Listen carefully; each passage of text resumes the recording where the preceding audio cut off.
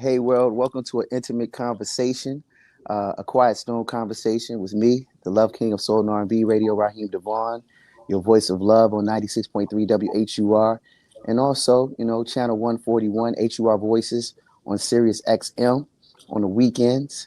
Uh, Today, I have a wonderful guest joining me live from Los Angeles, California. Uh, I guess you could say a Sacramento native Yeah. by way of Alabama, three-time Grammy Award winner, and two-time NAACP Image Award winner. Um, Ironically, I'm in LA for the 2026 Image Awards, and she's already been a recipient two times over. Let's give it up one time for the incomparable Victoria Monét. Woo, what an intro. Thank you so Hey, much. how are you? I'm amazing. How are you? I'm feeling good. I'm feeling good. This is an honor to have you on the show, and Thank thank you. you for being here. First, let me say congratulations on all your success. I know it's been a huge. You had some huge accomplishments and Thank- milestones as of late. Yes, thank you so much. How's the transition been for you? As a songwriter, transitioning into becoming an artist over the last always been an artist for some time, but with the success of Jaguar 2. You know what? It's been amazing. I think that everyone has been super receptive to me as an artist. A lot of people behind the scenes always knew. And so everyone close to me and behind the scenes was always supportive and there and, addressing me as an artist and such. But to kind of transform the world's opinion about who I am and what I do was really, at first, it was a task because I think people like to maybe pigeonhole you to whatever you introduce yourself as first. It's kind of like a name. If you are Ricky in high school and now you're Richard by the time you're 30, it's like, no, you're Ricky still because I met you as Ricky. So just kind of changing people's mind with my art was actually a fun thing to do for me, and it worked out very well. So it's been great. Well, you first came up on my radar with Friends You Can Keep. I was blown away at the time. I don't want to put a timeline on it. I feel like did you drop that right around COVID? I feel like maybe a little I after. I actually associate FUCK with pregnancy because when I put out the music video, I'm working on the music video. I was like in labor, Yeah. so I know it was around 2024. I shot the Okay. video while I was about 8 months pregnant in 2023. I'm lying. I'm sorry. I'm in 2020. In Yeah. That's 2021. yeah Yes. because I remember at the time me being on Clubhouse and I had a show I was doing Sunday nights called Sage and Slow Jams, and Mm. my thing was about finding the new music first and oh my god, the minute I heard it I fell in love with it. I thought it was one of the most wittiest things of all time. And what inspired that record in particular?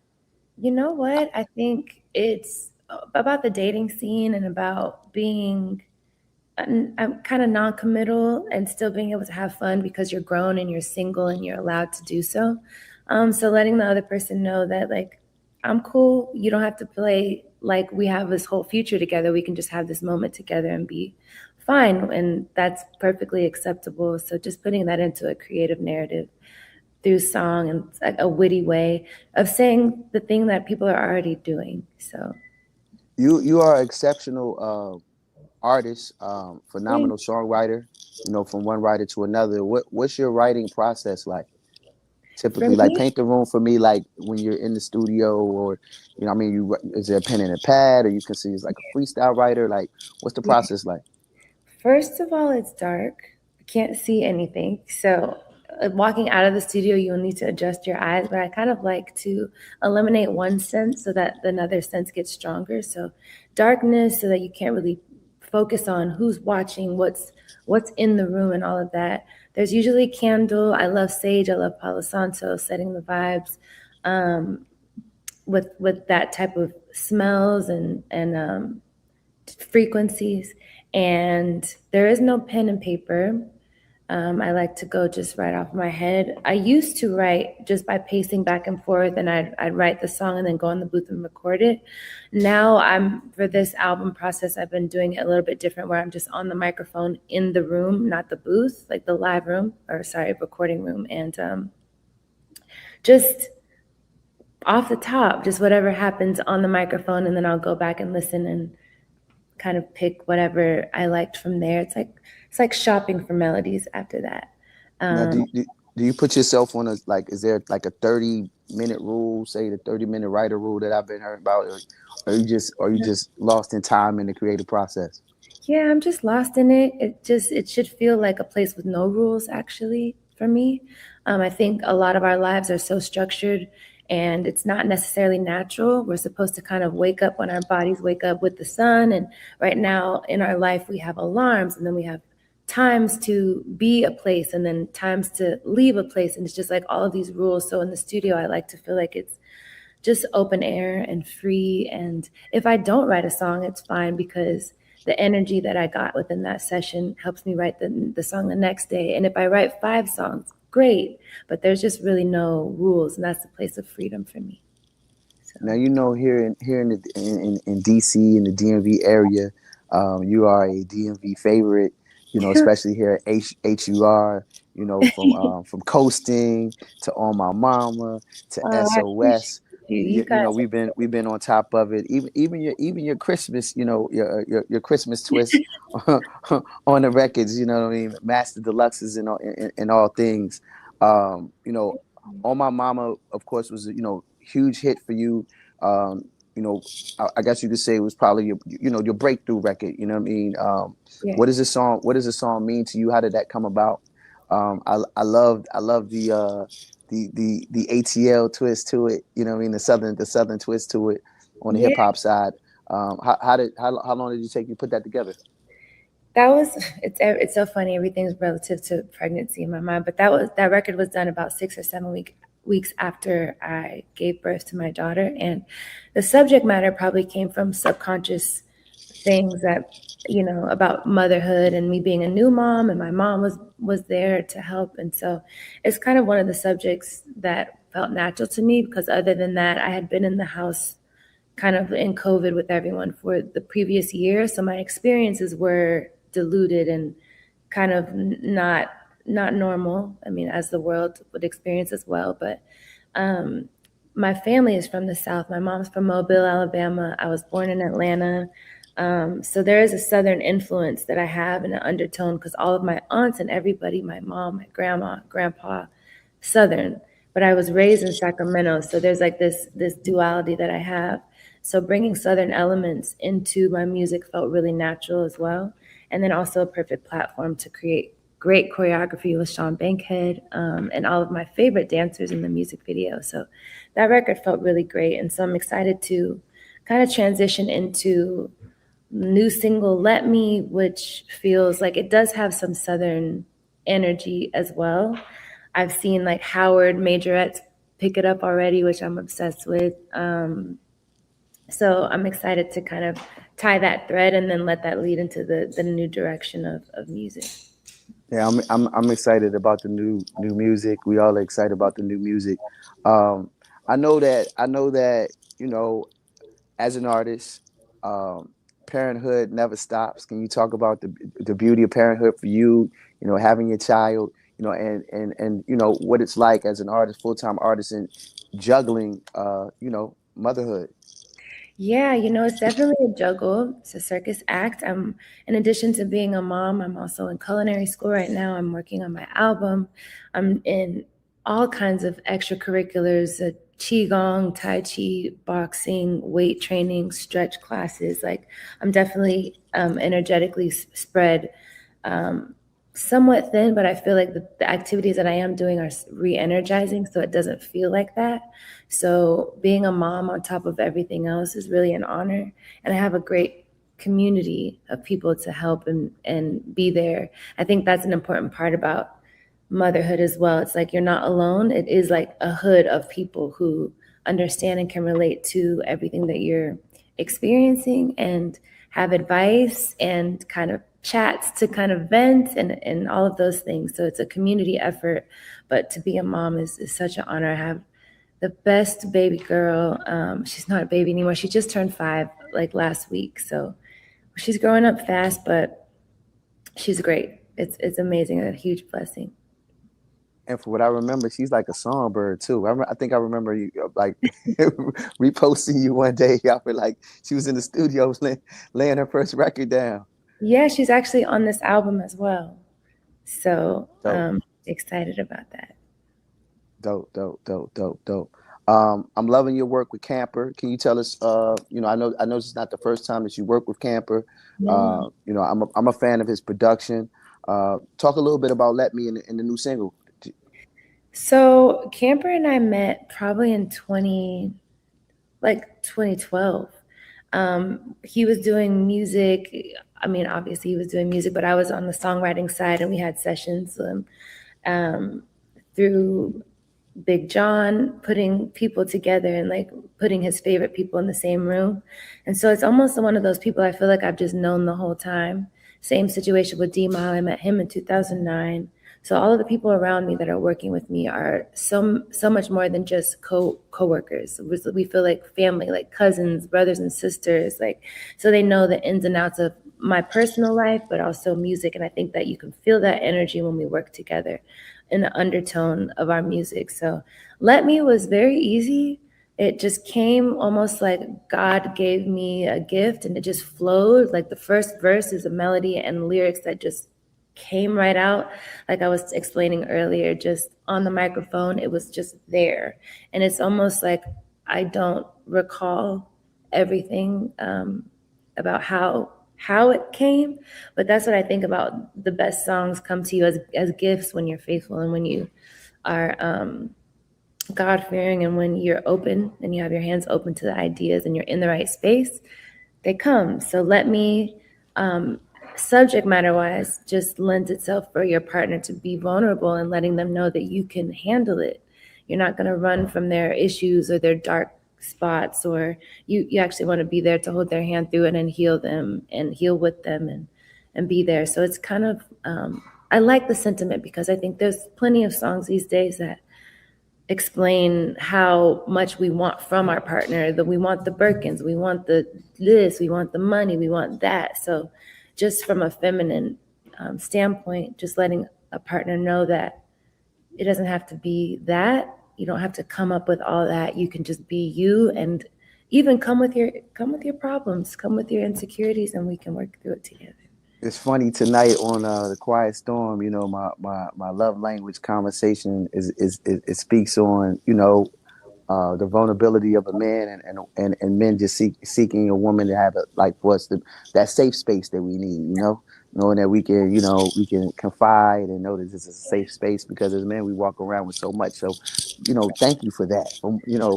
As a man out here, as a black man out here, knowing how hard it can be and know what we're carrying. On all fronts. The mental health aspect. We need that. We don't need something that's always tearing us down and bashing us.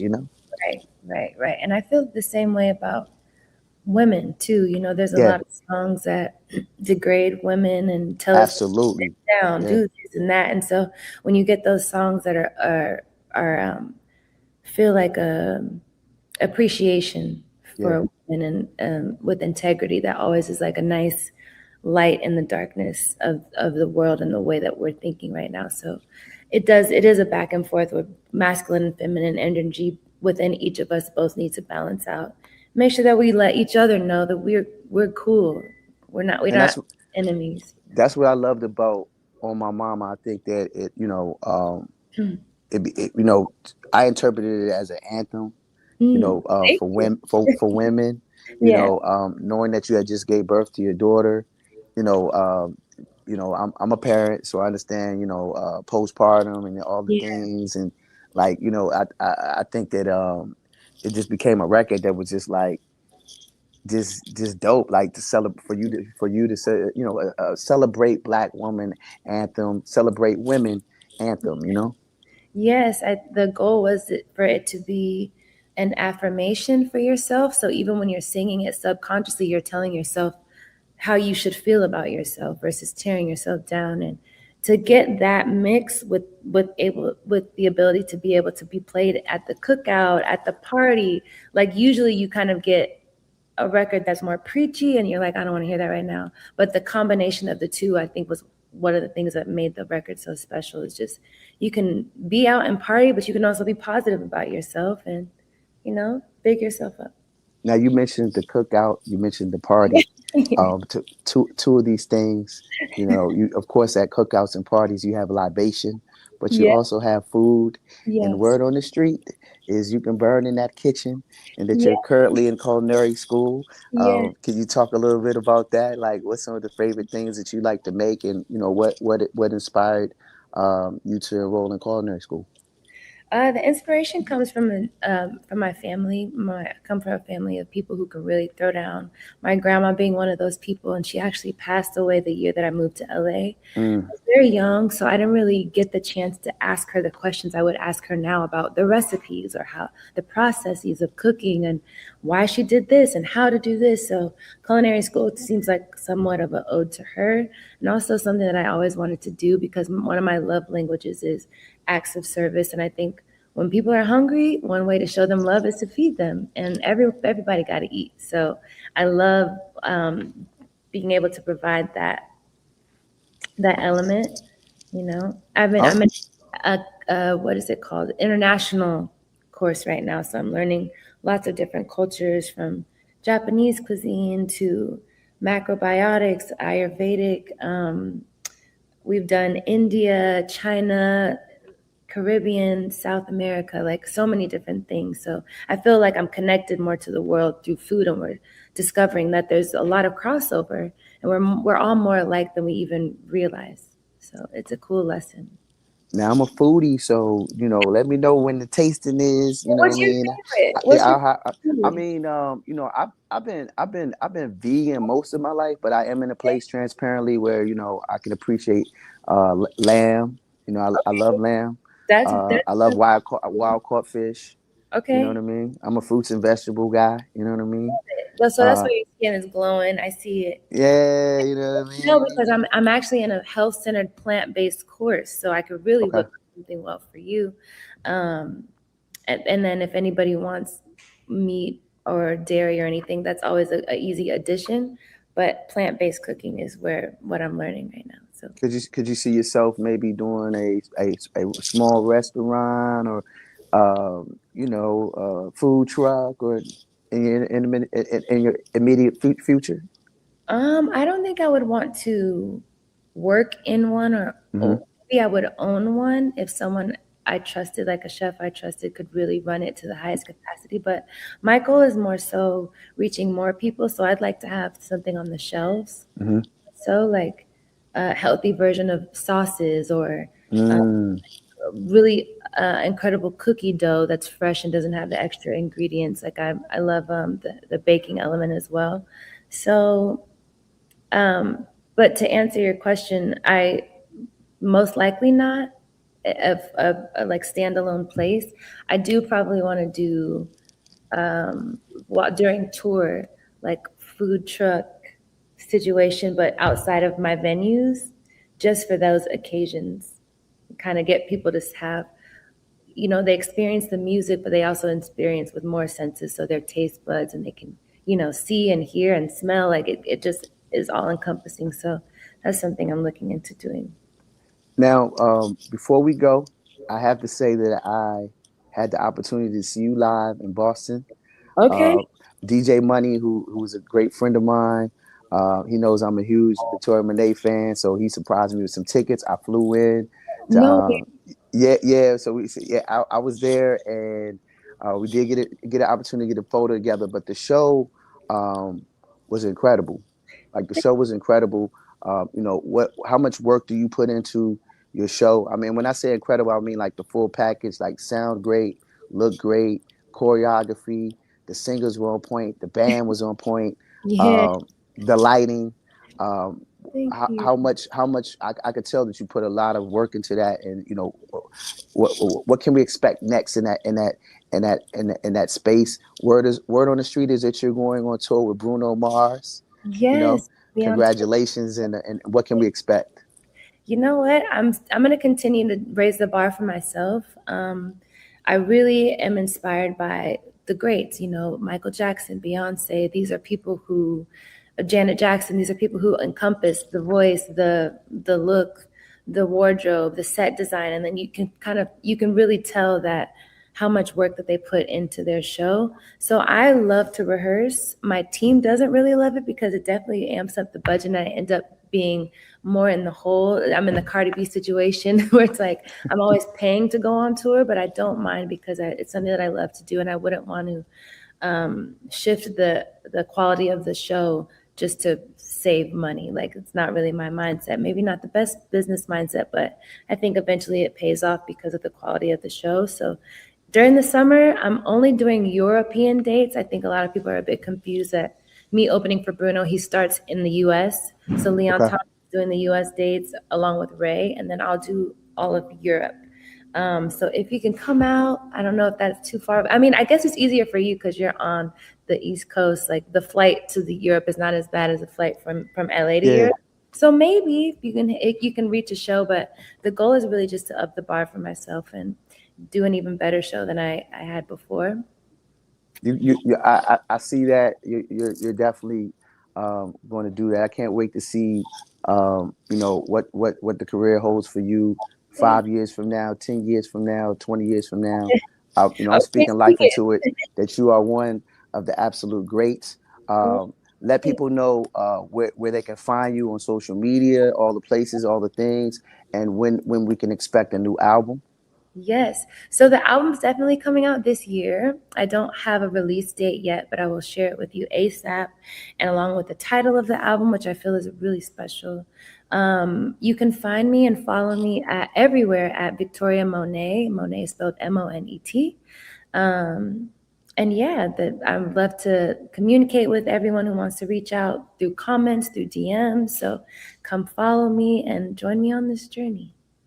And there it is. You heard it all first right here in these Quiet Storm Conversations with the incomparable Victoria Monét, Grammy Award winner, sensational writer, incredible performer. I wish you Godspeed on all your continued success.